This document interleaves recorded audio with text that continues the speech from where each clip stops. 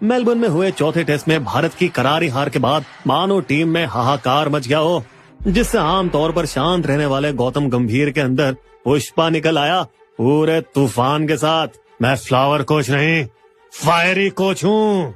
गंभीर ने बिना किसी का नाम लिए टीम पर अपना गुस्सा निकाला। बस बहुत हो गया, अब से मैं तय करूंगा टीम कैसे खेलेगी, और जो मेरी बात नहीं सुनेगा ना उसे thank you good bye.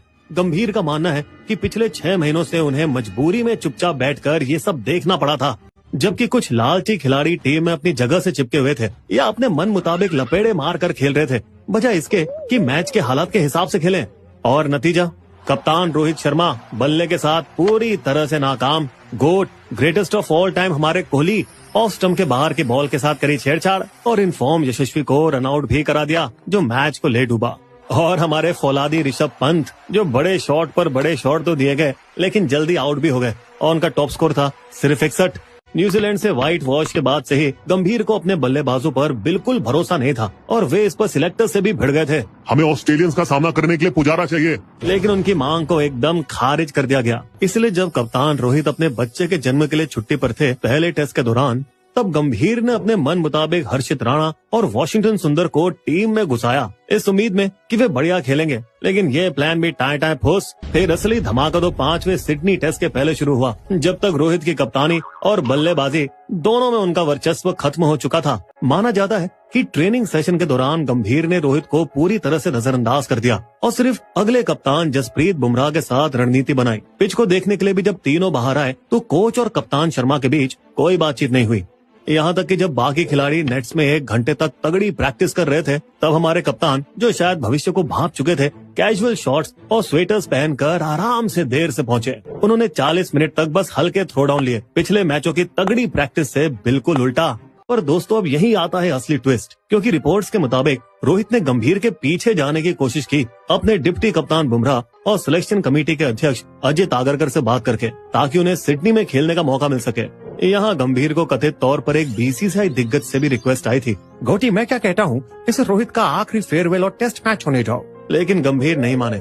Chance नहीं है, WTC फाइनल्स में उम्मीदें इसी गेम पर टिकी है, और इस तरह रोहित को टीम से बाहर कर दिया गया। अब इसकी वजह खराब फॉर्म थी या उन्हें रेस्ट दिया गया, आप खुद ही होशियार हैं।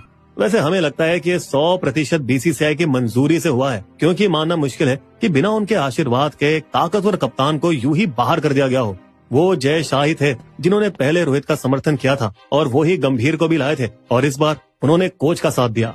T20 वर्ल्ड कप जीत की ऊंचाइयों से लेकर अब बल्लेबाजी और कप्तानी के सबसे खराब दौर तक रोहित का रोलर कोस्टर अब पूरी तरह से डगमगा रहा था। पिछले कोच राहुल द्रविड़ के साथ रोहित के शानदार रिश्तों के बाद अब गंभीर और रोहित के बीच की दरारें एक ऐसा तूफान पैदा कर रही थी जो भारतीय क्रिकेट टीम को डुबाने वाला था। और दोस्तों, अब हम आगे देखेंगे कि भारतीय क्रिकेट टीम इतने बुरे हालातों में कैसे और क्यों पहुंची, और इसका भविष्य क्या, जो आमतौर पर प्री गेम प्लानिंग में घंटों बिताते हैं और खिलाड़ियों से बातचीत करते हैं, उन्होंने इस ऑस्ट्रेलियाई दौरे पर ऐसा कुछ नहीं किया। वो हमेशा खिलाड़ियों को कंधा देते थे, जैसे जब उन्होंने संजू सैमसन को समझाया था कि उन्हें T20 वर्ल्ड कप फाइनल के लिए क्यों नहीं चुना गया। क्या ये हो सकता है कि खराब फॉर्म ने उनके दिमाग पर इतना बोझ डाल दिया हो कि इसका असर उनकी कप्तानी और टीम के साथ उनके रिश्तों पर पड़ा? वैसे अगर कोच की बात करें तो राहुल द्रविड़ और रवि शास्त्री के टाइम में जितनी अच्छी खिलाड़ियों के साथ बातचीत होती थी, अब वैसी नहीं होती। गंभीर ने जिम्मेदारी ठीक से नहीं निभाई है, क्योंकि रिपोर्ट्स के मुताबिक वे ज्यादातर खिलाड़ियों से उल्टा सोचते हैं। कई खिलाड़ियों को उनका काम करने का तरीका समझ में नहीं आता और वे अलग थलग महसूस करते हैं, क्योंकि वे डरते हैं कि किसी भी हालात में गंभीर का रिएक्शन कैसा होगा। शायद इसी वजह से स्क्वाड के एक रिजर्व खिलाड़ी ने भारतीय रिपोर्टर से देर रात 1:45 बजे ऑस्ट्रेलियाई कबाब की दुकान पर शिकायत की।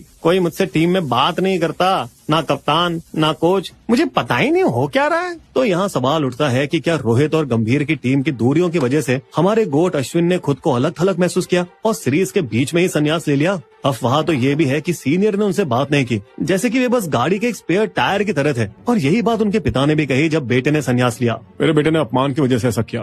अगर गंभीर की कोहली, रोहित और अश्विन जैसे दिग्गजों को टीम से रिटायर करने की इच्छा थी नए लोंडो को लाने के लिए, तो वो इसे प्रोफेशनल तरीके से भी तो कर सकते थे, जैसे इंग्लैंड ने जेम्स एंडरसन के साथ किया। जिमी, तुम अगले साल एशेज के लिए हमारे प्लान्स में नहीं हो। अच्छा होगा अगर तुम अभी सम्मान के साथ रिटायर हो जाओ। गंभीर और रोहित के बीच की केमिस्ट्री की कमी ने टीम की एकता में दरारें डाल दी। रोहित के पीठ पीछे जब वे पहले टेस्ट के दौरान वहाँ नहीं थे, तब कम से कम 2 खिलाड़ियों ने कप्तान बनने के लिए अपनी दावेदारी पेश की थी। सिर्फ हम ही टीम को ये सीरीज जिता सकते हैं। किसी को ठीक से नहीं पता कि वे कौन थे, लेकिन बता दें कि बहुत से खिलाड़ियों की कप्तानी की लालसा है, जैसे बुमराह जो सही मायने में इसके हकदार हैं, लेकिन यहाँ राहुल और पंत भी हैं और गिल जैसे युवा भी। और फिर बात आती है हमारे कोहली की। अटकलें तो ये है कि उन्होंने खुद को मिस्टर फिक्स इट बतौर पेश किया है अंतरिम कप्तान बनने की लालसा में। मुझे लगता है कि युवा खिलाड़ी अभी टीम संभालने के लिए तैयार नहीं है। वैसे इस बात में कुछ सच्चाई तो दिखती है, क्योंकि जब बुमराह पीठ के दर्द की वजह से मैदान से बाहर गए तो पंत नहीं बल्कि कोहली ने टीम की कप्तानी की थी। पिछले 5 सालों में खराब फॉर्म और औसत सिर्फ 30 का होने के बावजूद भारत में स्टार कल्चर होने की वजह से ही कोहली टीम में अपनी जगह बनाए रखने में कामयाब रहे हैं। और इस सीरीज में उनकी भद्दी स्लेजिंग और बम्पिंग के कारनामों से टीम के चारों ओर बस माहौल ही खराब हुआ है। प्रेरणा तो लगता नहीं किसी को मिली हो।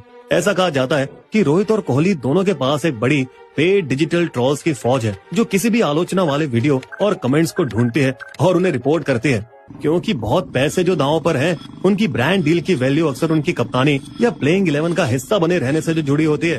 वैसे दोस्तों, खिलाड़ियों ने गंभीर के स्पोर्ट्स स्टाफ पर भी सवाल उठाए हैं, खासकर बैटिंग कोच अभिषेक नायर पर, जिन्होंने शायद ही कोई अंतर्राष्ट्रीय क्रिकेट खेला है और जो पस्त हुए बल्लेबाजों की कुछ मदद नहीं कर पाए हैं। रिपोर्ट है कि पर्थ में मिली एक लौती जीत के बाद जो सीरीज का एकमात्र खुशी का पल था, खिलाड़ी जश्न मनाने के लिए अलग अलग ग्रुप में बढ़ गए थे, जिससे पुरानी एकता गायब हो चुकी थी। हालांकि भारतीय क्रिकेट में पहले भी ऐसा भूचाल आया हुआ है, जब कोच ग्रेग चैपल ने लगातार खराब फॉर्म में चल रहे कप्तान सौरव गांगुली को बाहर कर दिया था।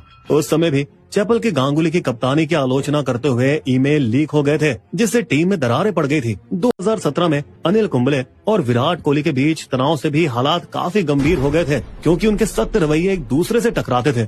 तो दोस्तों, टेस्ट कप्तानी की जिम्मेदारी अब तो पक्का है कि बुमराह के कंधों पर है, जिन्होंने पहले टेस्ट में अकेले दम पर टीम को जीत दिलाई थी, और अब युवा टीम की कमान भी वही संभाल सकते हैं। लेकिन क्या रोहित आने वाले चैंपियंस ट्रॉफी में भारत की कप्तानी करेंगे? क्या उन्होंने सिडनी में कप्तानी छोड़ने के लिए गंभीर के साथ कोई डील की होगी? वैसे चांस कम है, क्योंकि गंभीर की नौकरी भी पतली सी रस्सी पर लटक रही है। अगर भारत चैंपियंस ट्रॉफी में फ्लॉप होता है तो दोस्तों, गंभीर का भी thank you and good bye होगा। शायद हमें एक ऐसे कोच की जरूरत है जिसे टेस्ट कोचिंग का अनुभव हो और जो टीम की एकता बढ़ाए, गंभीर जैसे नहीं जिन्हें सिर्फ आईपीएल कोचिंग का अनुभव है। तो दोस्तों, क्या बीसीसीआई के गूदे में इतना दम होगा कि वे भारतीय क्रिकेट टीम के अच्छे के लिए दिग्गज सितारों को रिटायर कर दे और इसके अरबों प्रशंसकों को इस लड़ाई से जो झेलना पड़ रहा है उन्हें राहत दे दे? कमेंट करके जरूर बताइएगा।